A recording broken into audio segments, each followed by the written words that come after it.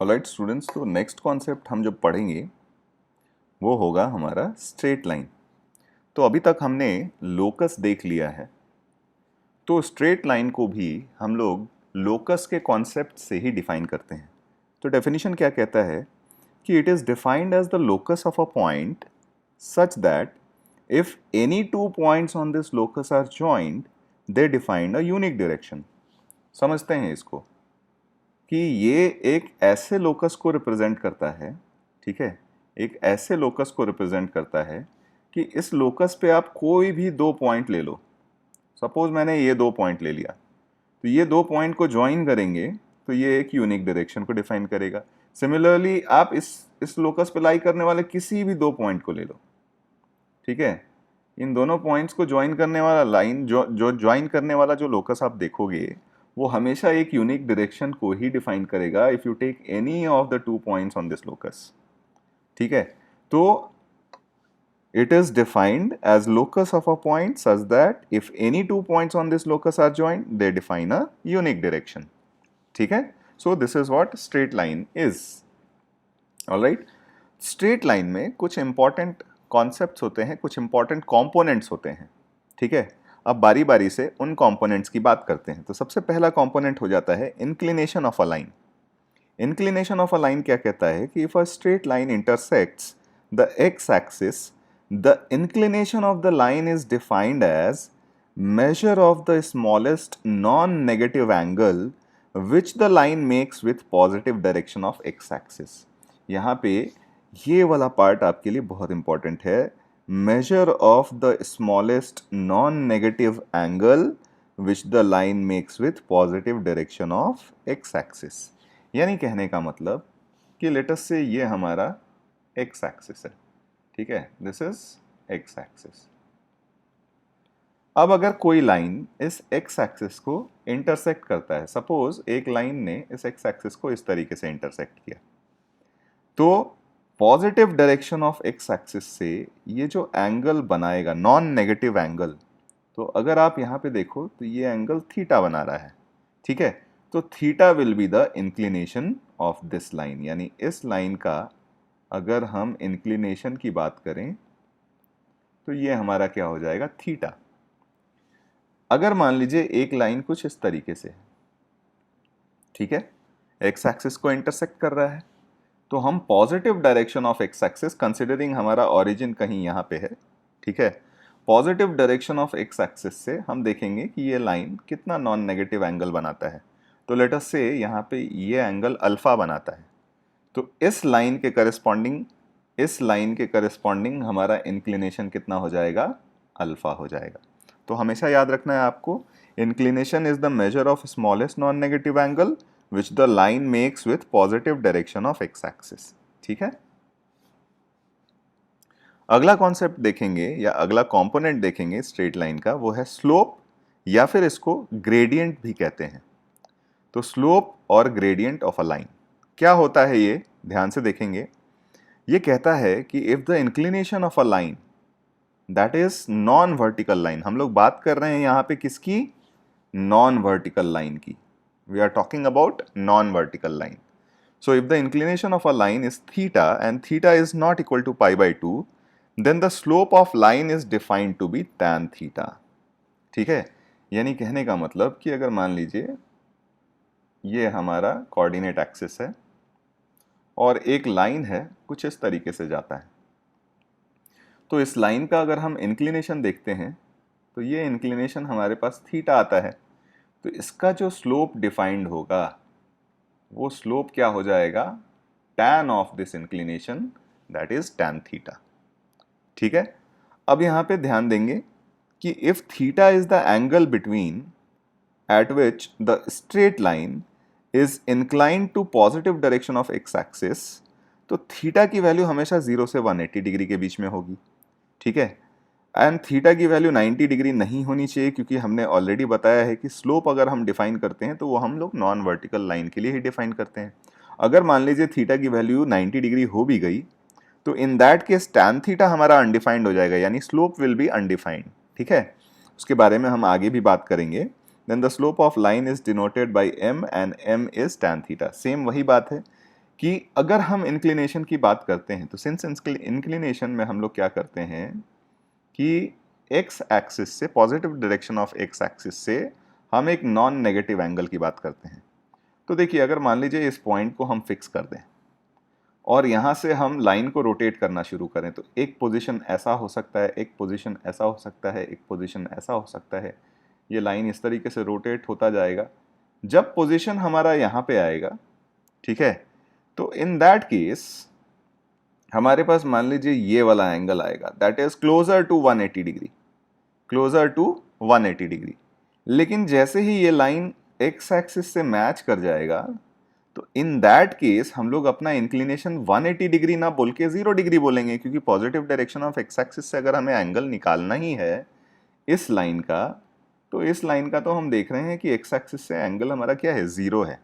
And that is Y हमारे theta की value जब भी होती है, इंक्लिनेशन की वैल्यू जब भी होती है, वो हमेशा 0 से 180 डिग्री के बीच में होती है। ठीक है, तो यहाँ से एक ऑब्जर्वेशन है, आप ये ध्यान में रख सकते हो कि अगर हमें दिया हुआ है कि किसी लाइन का इंक्लिनेशन थीटा है, तो थीटा की वैल्यू हमेशा कहाँ से कहाँ तक के बीच में लाई करेगी, 0 से लेकर पाई तक के बीच में, जहां पाई हमेशा ओपन में होगा। ठीक है, यानी थीटा, अगर हम ट्रिग्नोमेट्रिक सेंस में बात करें तो थीटा की वैल्यू या तो फर्स्ट क्वाड्रेंट में हो सकती है या फिर सेकंड क्वाड्रेंट में हो सकती है। ठीक है, ये बात हम ध्यान में रखेंगे और इसका एप्लीकेशन भी आगे जाके काफी अच्छा खासा होगा इस पॉइंट का। ठीक है, कि थीटा की वैल्यू 0 से पाई के बीच में लाई करती है। ठीक है, नेक्स्ट पॉइंट हमें यह कहता है कि अगर मान लीजिए थीटा 90 डिग्री हो भी जाए, तो अगर थीटा 90 डिग्री हो जाए, यानी इंक्लिनेशन हमारा 90 डिग्री हो जाए, तो इन दैट केस हम लोग अपना स्लोप m जो हमने डिफाइन किया था tan थीटा, ये अब डिफाइन नहीं कर पाएंगे, क्योंकि हम जानते हैं कि 90 डिग्री पे tan की वैल्यू डिफाइंड नहीं है। And that is y m does not exist, यानी स्लोप एग्जिस्ट नहीं करेगा। ठीक है, स्लोप एग्जिस्ट नहीं करेगा, इसका मतलब ये नहीं है कि लाइन एग्जिस्ट नहीं करेगा। आप ये समझिए कि स्लोप एग्जिस्ट नहीं करेगा, लाइन स्टिल पॉसिबल है, और वो लाइन जो होगा वो कुछ इस तरीके से दिखेगा आपको, and this line will be parallel to y axis. यानी अगर मैं बोल रहा हूं आपको कि हमारे पास एक ऐसा लाइन है जिसका स्लोप अनडिफाइंड है, तो ये कहते के साथ ही क्लियर हो जाती है बात कि ये जो लाइन हो जाएगा वो पैरेलल टू वाई एक्सिस होगा। ठीक है, और अगर पैरेलल टू वाई एक्सिस है तो जरा ध्यान दीजिए, इस पे लाई करने वाले किसी भी पॉइंट का एक्स कोऑर्डिनेट हमेशा सेम होगा। ठीक है, जैसे मान लीजिए यहाँ पे एक्स कोऑर्डिनेट हमारा इस पॉइंट का 1,0 है, तो इस लाइन पे लाई करने वाले हर पॉइंट का एक्स कोऑर्डिनेट 1 ही होने वाला है। वाई कोऑर्डिनेट क्या होता जाएगा, वैरी होता जाएगा। यानी कहने का मतलब ऐसे केस में अगर line parallel to y axis है, तो अगर इसका इक्वेशन लिखना चाहें हम, तो इक्वेशन हमेशा हो जाता है हमारा x is equal to constant का फॉर्म, क्योंकि x हमेशा कांस्टेंट होगा, y की वैल्यू क्या हो सकती है, वेरी हो सकती है। ठीक है, अगला पॉइंट ये कहता है कि अगर थीटा 0 हो गया, तो थीटा 0 हो गया तो स्लोप हमारा tan थीटा है, और यहां पे अगर हम थीटा की वैल्यू 0 डाल दें, तो यानी tan 0 की वैल्यू 0 हो जाती है, तो इन दैट केस आपका स्लोप जो हो जाएगा वो 0 हो जाएगा। और अगर स्लोप 0 हो गया तो line is parallel to x axis, यानी कहने का मतलब ये है कि अगर मान लीजिए ये आपके पास वाई एक्सिस है और ये आपके पास एक्स एक्सिस है, और कोई लाइन हमारा इस तरीके से सच दैट उसका स्लोप 0 हो गया, तो वो लाइन हमेशा क्या हो जाएगा, पैरेलल टू एक्स एक्सिस। अब इसकी भी एक खास बात देखिए कि अगर ये पैरेलल टू एक्स एक्सिस है, तो यानी इस लाइन पे लाई करने वाले हर पॉइंट का डिस्टेंस एक्स एक्सिस से हमेशा क्या होगा, सेम होगा। और अगर पॉइंट का डिस्टेंस एक्स एक्सिस से हम मेजर करते हैं, तो हमें पता है कि ये हमें वाई कोऑर्डिनेट देता है। यानी कहने का मतलब इस लाइन पे लाई करने वाले हर पॉइंट का वाई कोऑर्डिनेट क्या हो जाएगा, सेम हो जाएगा। ठीक है, वाई कोऑर्डिनेट सेम हो जाएगा, यानी कहने का मतलब ऐसा कोई भी लाइन जो पैरेलल टू एक्स एक्सिस है, इसका इक्वेशन जो होगा वो हमेशा y is equal to constant का फॉर्म होगा। यानी आपके इक्वेशन में, मतलब आपके लाइन के हर पॉइंट का y कोऑर्डिनेट क्या रहने वाला है, फिक्स रहने वाला है। ठीक है, तो अगर line parallel to x axis है तो इसका equation x is equal to constant के फॉर्म में हो, सॉरी y एक्सिस के पैरेलल लाइन है तो उसका equation x is equal to constant रहेगा, और अगर x एक्सिस के पैरेलल लाइन है तो उसका इक्वेशन हमेशा y is equal to constant के फॉर्म में रहेगा। ठीक है, स्लोप और ग्रेडियंट में ही अगला कॉन्सेप्ट हम पढ़ेंगे एंगल बिटवीन लाइंस। ठीक है, तो जैसे मान लीजिए आपके पास a एक पॉइंट है x1, y1, b एक पॉइंट है x2, y2 जहां x1 is not equal to x2 are points on a given straight line, then the slope m of the line is given by m is equal to y1 minus y2 upon x1 minus x2। कैसे आया ये समझते हैं कि जैसे मान लीजिए हमारे पास ये हमारा कोऑर्डिनेट एक्सिस है। ठीक है, एक लाइन है, सपोज ये हमारे पास लाइन दिया हुआ है। ठीक है, और इस पे दो पॉइंट हमें पता है, सपोज ये पॉइंट हमारा x1, y1 है और यहाँ ये पॉइंट है हमारे पास, इसका कोऑर्डिनेट है हमारे पास x2, y2। ठीक है, तो अगर एक लाइन पे आपको दो पॉइंट्स पता है तो उस लाइन का आप स्लोप बहुत आसानी से निकाल सकते हो, क्योंकि स्लोप बेसिकली होगा क्या, ये जो एंगल थीटा है, ठीक है, स्लोप हमारा बेसिकली यहाँ से tan थीटा के बराबर होगा।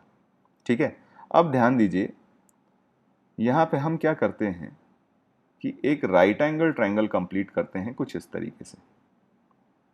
ठीक है, ये हमने राइट एंगल ट्रायंगल कंप्लीट कर लिया जहाँ पे ये लाइन जो है x एक्सिस के पैरेलल है और ये लाइन जो है वो हमारा y एक्सिस के पैरेलल है। ठीक है, तो अगर ये एंगल थीटा है हमारे पास तो ये एंगल भी क्या होगा, थीटा होगा। ठीक है, पहले भी हमने ये बात देखी हुई है कि ये जो डिस्टेंस हो जाएगा हमारा वो y2 माइनस y1 हो जाएगा और ये जो डिस्टेंस होगा हमारा ये x2 माइनस x1 हो जाएगा।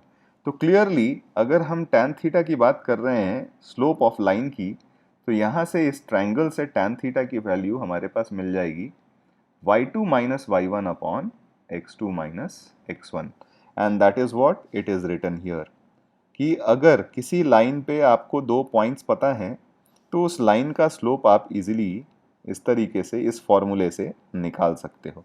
यानी slope of a line is nothing but difference of y coordinates upon difference of x coordinates. ठीक है, ऑल राइट। और यहाँ पे एक और बात आपको ध्यान में देनी पड़ेगी कि x1 की वैल्यू x2 के बराबर नहीं होनी चाहिए, क्योंकि अगर x1 और x2 बराबर हो गए तो यहाँ पे आपका डिनोमिनेटर ज़ीरो हो जाएगा, और हमें पता है कि डिनोमिनेटर अगर ज़ीरो हो जाता है तो हमारे पास जो फ्रैक्शन है या रेशियो है, ठीक है, वो क्या हो जाता है, अनडिफाइंड हो जाता है, नॉन रियल रेशियो हो जाता है। ठीक है, तो इसीलिए बात करते हैं कि since slope of a non vertical line is slope of any segment contained in the line. ठीक है, तो यहाँ पे आप बात ये देख लो कि ये दोनों पॉइंट आप लेते हो या इस लाइन पे लाई करने वाले कोई भी दो पॉइंट लेते हो, इन दैट केस आपके पास स्लोप हमेशा क्या होगा, सेम ही होगा। यानी कहने का मतलब slope of a non vertical line is slope of any segment contained in the line. आप कोई भी सेगमेंट निकाल लो, ये सेगमेंट निकालोगे तो इस सेगमेंट का स्लोप, ये सेगमेंट निकालोगे तो इस सेगमेंट का स्लोप, कोई भी सेगमेंट निकाल लो तो उसका स्लोप हमेशा क्या होगा, सेम होगा। ठीक है, अगला कॉन्सेप्ट ये कहता है कि if angle between lines L1 and L2 is given as theta, तो tan थीटा को हम लोग इस तरीके से डिफाइन करते हैं। अब ध्यान दीजिए ये आया कैसे। ठीक है, ये वाला पार्ट में फॉर द टाइमिंग छोटा कर देता हूं। ठीक है, और अब हम बात करते हैं कि अगर हमारे पास दो लाइंस दिए हुए हैं, दो लाइंस दिए हुए हैं जिनके करस्पॉन्डिंग स्लोप्स हमें पता हैं, तो उन दोनों लाइंस के बीच का एंगल हम किस तरीके से निकालेंगे। तो सपोज हमारे पास एक ये लाइन है और दूसरा लाइन ये है। ठीक है, और इनके बीच का एंगल जो है वो ये एंगल थीटा है।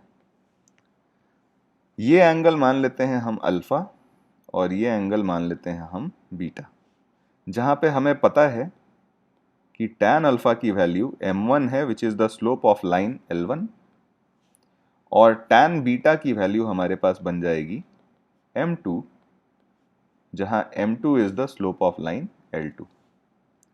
ठीक है, हमें क्या चाहिए, ये थीटा की value in terms of m1 and m2 चाहिए।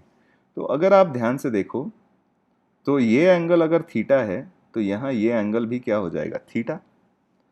अब ट्रायंगल में हमने एक प्रॉपर्टी पढ़ी हुई है, ट्रायंगल में हमने एक प्रॉपर्टी ये पढ़ी है कि sum of two internal angles is equal to the external angle. तो यहां से अगर हम देखेंगे तो ये बीटा की value is equal to alpha plus theta हो जाएगी। तो क्लियरली यहां से हमारे पास बीटा इज इक्वल टू क्या आ गया, अल्फा प्लस थीटा। ठीक है, और यहां से अगर हमने निकाला थीटा की वैल्यू तो ये बन जाएगी बीटा माइनस अल्फा। अब यहाँ पे अगर हमने टैन लगा दिया दोनों तरफ तो टैन थीटा की वैल्यू हो गई tan beta minus tan alpha upon 1 plus tan beta tan alpha. ठीक है, और हमें पता है कि टैन अल्फा की वैल्यू हमने ली है m1 और टैन बीटा की वैल्यू हमने ली है m2। तो यहां से ये वैल्यू हो जाएगी हमारे पास m2 minus m1 upon 1 plus m1 m2। अब यहां पे एक बात समझिए कि जब हम एंगल बिटवीन द लाइंस की बात करते हैं तो कोई भी दो लाइन इंटरसेक्ट करते हैं तो हमेशा उनके बीच में दो एंगल बनता है। एक एंगल होता है जो अक्यूट एंगल होता है उन दोनों लाइन के बीच में, और दूसरा एंगल जो होता है वो ऑब्ट्यूज एंगल होता है उन दोनों लाइंस के बीच में। ठीक है, तो अगर हमारी इच्छा सिर्फ अक्यूट एंगल को फाइंड करने की है तो यहां से ये टैन थीटा की जो वैल्यू आनी चाहिए वो क्या आनी चाहिए, पॉजिटिव आनी चाहिए। ठीक है, क्योंकि अक्यूट एंगल की बात कर रहे हैं। तो पॉजिटिव वैल्यू के लिए हमें क्या करना पड़ेगा, यहां पे मॉड लगाना पड़ेगा। ठीक है, तो यहां से ये वैल्यू हमेशा क्या आएगी, एक पॉजिटिव वैल्यू आएगी और उसके करस्पॉन्डिंग हमें थीटा की जो वैल्यू मिलेगी वो अक्यूट एंगल मिल जाएगा। तो यहां पे ये ध्यान रखिए कि ये जो थीटा की बात कर रहे हैं ये हम अक्यूट एंगल की बात कर रहे हैं। ठीक है, यहां से कुछ ऑब्जर्वेशंस कि अगर m1 is equal to m2 आ गया तो ये टैन थीटा की वैल्यू जीरो हो जाएगी, यानी ये एंगल थीटा जीरो हो जाएगा। थीटा जीरो हो गया यानी angle between two lines is zero, और दो लाइंस के बीच का एंगल अगर जीरो हो गया तो लाइंस क्या हो जाते हैं, पैरेलल हो जाते हैं।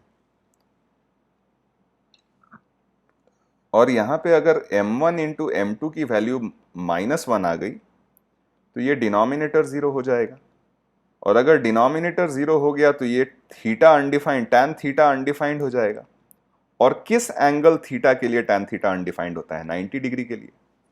तो in that case L1 perpendicular to L2 हो जाएगा। ठीक है, अगर हमारे पास m1 प्लस m2 जीरो हो जाए, ठीक है, तो एक बार समझने के लिए ये सारी चीजें क्लियर करते हैं और फिर इसके बाद इस वाले पॉइंट को समझने की कोशिश करते हैं। अगर मान लीजिए m1 प्लस m2 जीरो है, m1 plus m2 is equal to zero, यानी कहने का मतलब tan alpha plus tan beta is equal to zero. और हमें पता है कि tan alpha plus tan beta का जो फॉर्मूला बनता है वो बन जाता है sine of alpha plus beta upon cos alpha cos beta. इसकी वैल्यू जीरो होनी पड़ेगी, तो इसके corresponding sine of alpha plus beta zero होना चाहिए। और sign of alpha plus beta अगर जीरो है तो यहाँ पे अल्फा प्लस बीटा की वैल्यू जीरो होगी या फिर n पाई होगी। ठीक है, अगर अल्फा प्लस बीटा की वैल्यू जीरो हुई तो देखिए क्या होता है, ये वाला पार्ट भी मैं रब कर रहा हूं।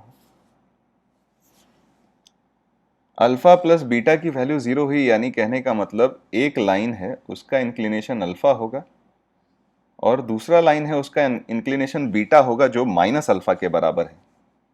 ठीक है, यानी कहने का मतलब कि अगर एक लाइन हमारे पास एक्स एक्सिस से एंगल अल्फा बनाता है तो दूसरा लाइन एक्स एक्सिस से एंगल माइनस अल्फा बनाएगा। माइनस अल्फा को मेजर करने के लिए हमें क्या करना पड़ेगा, क्लॉकवाइज मेजरमेंट करना पड़ेगा।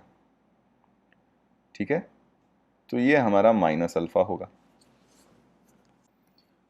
तो यहाँ पे अगर हम देखें कि एक लाइन एक्स एक्सिस से अगर एंगल अल्फा बना रहा है तो दूसरा लाइन एक्स एक्सिस से कितना एंगल बनाएगा, माइनस अल्फा कहने का मतलब, बट स्टिल अगर मेजरमेंट की बात करें तो ये एंगल अल्फा ही है। तो क्लियरली एक्स एक्सिस के रेस्पेक्ट में हमने देखा तो दोनों लाइंस एक्स एक्सिस से इक्वल एंगल्स बना रहे हैं। वाई एक्सिस के कंपैरिजन में अगर हम देखें तो अगर ये एंगल हमारा अल्फा है, ठीक है, तो ये एंगल हमारा 90 माइनस अल्फा हो जाएगा, ठीक है, क्योंकि अगर ये एंगल हमारा अल्फा है तो ये एंगल हमारा अल्फा हो जाएगा, ये 90 डिग्री है तो ये एंगल हमारे पास क्या हो जाएगा, 90 माइनस अल्फा, यानी this angle will be 90 minus alpha. Similarly अगर ये एंगल अल्फा है तो ये एंगल हमारे पास अल्फा होगा और ये एंगल हमारे पास कितना हो जाएगा, 90 माइनस अल्फा। तो यहाँ पे भी हमने देखा कि दोनों लाइंस y कोऑर्डिनेट के रेस्पेक्ट में भी, y एक्सिस के रेस्पेक्ट में भी देखें तो सेम एंगल बना रहे हैं।